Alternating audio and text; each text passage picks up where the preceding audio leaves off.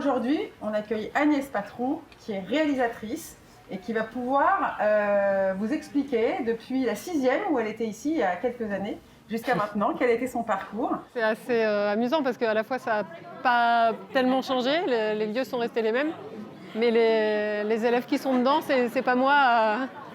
C'est pas moi dans les années 90, quoi. Voilà, on sent qu'ils sont sans doute plus vifs sur certains sujets que je ne l'étais à l'époque. Ils m'ont posé beaucoup de questions sur l'expérience du César, mais aussi sur mon métier, et ça c'était assez génial parce qu'ils avaient vu le film. Je ne sais pas s'il y en a qui ont un peu une idée de ce que peut être un réalisateur ou une réalisatrice.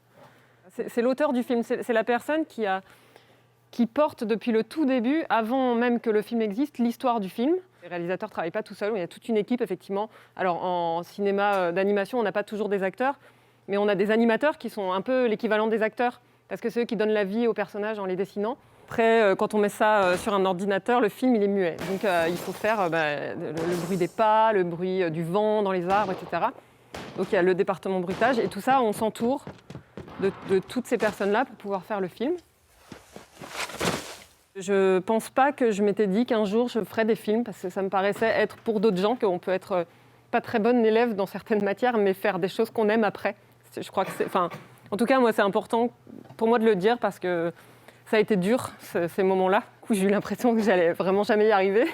Des interventions comme ça, dès que je peux en faire, j'en fais, parce que je trouve que ça éveille peut-être parfois des vocations, ça permet de se rendre compte que il n'y a pas besoin d'être un élève parfait pour faire quelque chose qu'on aime plus tard dans la vie.